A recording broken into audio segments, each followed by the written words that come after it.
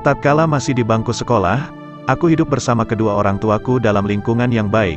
Aku selalu mendengar doa ibuku saat pulang dari keluyuran dan begadang malam, demikian pula ayahku. Ia selalu dalam salatnya yang panjang. Aku heran, mengapa ayah salat begitu lama, apalagi jika saat musim dingin yang menyengat tulang. Aku sungguh heran, bahkan hingga aku berkata kepada diri sendiri, alangkah sabarnya mereka, setiap hari begitu, benar-benar mengherankan. Aku belum tahu bahwa disitulah kebahagiaan orang mukmin, dan itulah salat orang-orang pilihan, mereka bangkit dari tempat tidurnya untuk bermunajat kepada Allah. Setelah menjalani pendidikan militer, aku tumbuh sebagai pemuda yang matang, tetapi diriku semakin jauh dari Allah, padahal berbagai nasihat selalu kuterima dan kudengar dari waktu ke waktu. Setelah tamat dari pendidikan, aku ditugaskan ke kota yang jauh dari kotaku. Perkenalanku dengan teman-teman sekerja, membuatku agak ringan menanggung beban sebagai orang terasing. Di sana, aku tak mendengar lagi suara bacaan Al-Quran, tak ada lagi suara ibu yang membangunkan dan menyuruhku salat. Aku benar-benar hidup sendirian, jauh dari lingkungan keluarga yang dulu kami nikmati. Aku ditugaskan mengatur lalu lintas di sebuah jalan tol. Di samping menjaga keamanan jalan, tugasku membantu orang-orang yang membutuhkan bantuan. Pekerjaan baruku sungguh menyenangkan. Aku lakukan tugas-tugasku dengan semangat dan dedikasi tinggi. Tetapi, hidupku bagai selalu diombang-ambingkan ombak. Aku bingung dan sering melamun sendirian, banyak waktu luang, pengetahuanku terbatas. Aku mulai jenuh, tak ada yang menuntunku di bidang agama. Aku sebatang kara, hampir tiap hari, yang kusaksikan hanya kecelakaan dan orang-orang yang mengadu kecopetan atau bentuk-bentuk penganiayaan lain. Aku bosan dengan rutinitas, sampai suatu hari terjadilah suatu peristiwa yang hingga kini tak pernah kulupakan. Ketika itu, kami dengan seorang kawan sedang bertugas di sebuah pos jalan. Kami asyik ngobrol, tiba-tiba kami dikagetkan oleh suara benturan yang amat keras. Kami mengalihkan pandangan. Ternyata, sebuah mobil bertabrakan dengan mobil lain yang meluncur dari arah berlawanan. Kami segera berlari menuju tempat kejadian untuk menolong korban. Kejadian yang sungguh tragis, kami lihat dua awak salah satu mobil dalam kondisi sangat kritis. Keduanya segera kami keluarkan dari mobil, lalu kami bujurkan di tanah. Kami cepat-cepat menuju mobil satunya, ternyata pengemudinya telah tewas dengan amat mengerikan. Kami kembali lagi kepada dua orang yang berada dalam kondisi koma. Temanku menuntun mereka mengucapkan kalimat syahadat.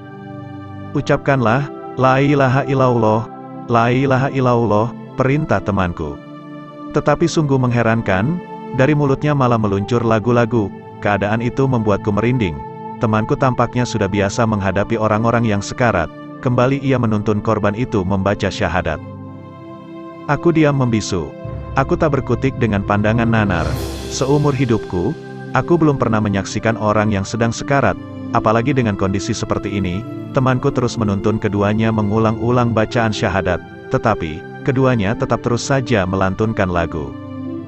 Tak ada gunanya. Suara lagunya semakin melemah, lemah dan lemah sekali. Orang pertama diam, tak bersuara lagi. Disusul orang kedua, tak ada gerak, keduanya telah meninggal dunia. Kami segera membawa mereka ke dalam mobil. Temanku menunduk, ia tak berbicara sepatah pun. Selama perjalanan hanya ada kebisuan, hening. Kesunyian pecah ketika temanku memulai bicara. Ia berbicara tentang hakikat kematian dan su'ul hatimah. Ia berkata, manusia akan mengakhiri hidupnya dengan baik atau buruk. Kesudahan hidup itu biasanya pertanda dari apa yang dilakukan olehnya selama di dunia. Ia bercerita panjang lebar padaku tentang berbagai kisah yang diriwayatkan dalam buku-buku Islam. Ia juga berbicara bagaimana seseorang akan mengakhiri hidupnya sesuai dengan masa lalunya secara lahir batin. Perjalanan ke rumah sakit terasa singkat oleh pembicaraan kami tentang kematian. Pembicaraan itu makin sempurna gambarannya tatkala ingat bahwa kami sedang membawa mayat. Tiba-tiba aku menjadi takut mati. Peristiwa ini benar-benar memberi pelajaran berharga bagiku. Hari itu, aku salat khusyuk sekali.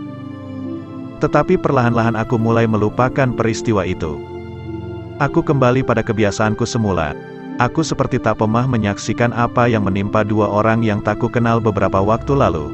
Tetapi sejak saat itu, aku memang benar-benar menjadi benci kepada yang namanya lagu-lagu. Aku tak mau tenggelam menikmatinya seperti sedia kala. Mungkin itu ada kaitannya dengan lagu yang pernah ku dengar dari dua orang yang sedang sekarat dahulu. Selang 6 bulan dari peristiwa mengerikan itu, sebuah kejadian menakjubkan kembali terjadi di depan mataku. Seseorang mengendarai mobilnya dengan pelan, tetapi tiba-tiba mobilnya mogok di sebuah terowongan menuju kota. Ia turun dari mobilnya untuk mengganti ban yang kempes. Ketika ia berdiri di belakang mobil untuk menurunkan ban serep, tiba-tiba sebuah mobil dengan kecepatan tinggi menabraknya dari arah belakang. Lelaki itu pun langsung tersungkur seketika. Aku dengan seorang kawan, bukan yang menemaniku pada peristiwa yang pertama, cepat-cepat menuju tempat kejadian. Dia kami bawa dengan mobil dan segera pula kami menghubungi rumah sakit agar langsung mendapat penanganan. Dia masih muda, dari tampangnya, ia kelihatan seorang yang taat menjalankan perintah agama.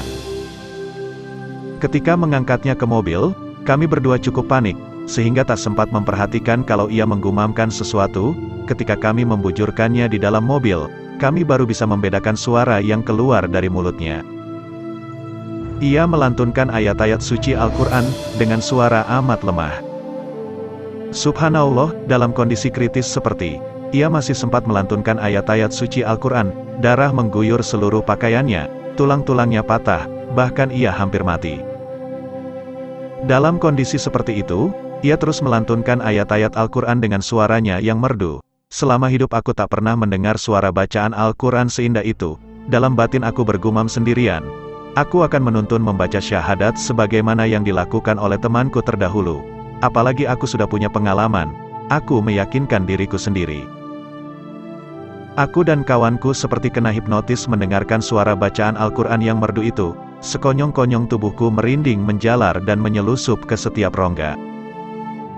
Tiba-tiba suara itu berhenti. Aku menoleh ke belakang. Kusaksikan dia mengacungkan jari telunjuknya lalu bersyahadat. Kepalanya terkulai. Aku melompat ke belakang. Ku pegang tangannya, detak jantungnya, nafasnya. Tidak ada yang terasa. Dia telah meninggal dunia.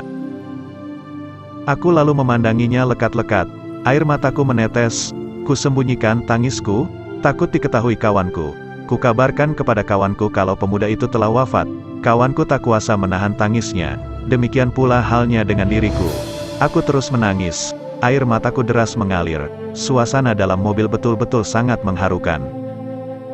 Sampai di rumah sakit, kepada orang-orang di sana, kami mengabarkan perihal kematian pemuda itu dan peristiwa menjelang kematiannya yang menakjubkan. Banyak orang yang terpengaruh dengan kisah kami, sehingga tak sedikit yang meneteskan air mata. Salah seorang dari mereka, demi mendengar kisahnya, segera menghampiri jenazah dan mencium keningnya.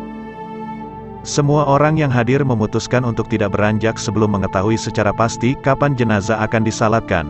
Mereka ingin memberi penghormatan terakhir kepada jenazah, semua ingin ikut menyalatinya. Salah seorang petugas rumah sakit menghubungi rumah almarhum. Kami ikut mengantarkan jenazah hingga ke rumah keluarganya. Salah seorang saudaranya mengisahkan ketika kecelakaan, sebetulnya almarhum hendak menjenguk neneknya di desa. Pekerjaan itu rutin ia lakukan setiap hari Senin. Di sana, almarhum juga menyantuni para janda, anak yatim dan orang-orang miskin. Ketika terjadi kecelakaan, mobilnya penuh dengan beras, gula, buah-buahan dan barang-barang kebutuhan pokok lainnya. Ia juga tak lupa membawa buku-buku agama dan kaset-kaset pengajian. Semua itu untuk dibagi-bagikan kepada orang-orang yang ia santuni. Bahkan ia juga membawa permen untuk dibagi-bagikan kepada anak-anak kecil. Bila ada yang mengeluhkan padanya tentang kejenuhan dalam perjalanan, ia menjawab dengan halus, "Justru saya memanfaatkan waktu perjalananku dengan menghafal dan mengulang-ulang bacaan Al-Quran, juga dengan mendengarkan kaset-kaset pengajian. Aku mengharap ridha Allah pada setiap langkah kaki yang aku ayunkan," kata almarhum.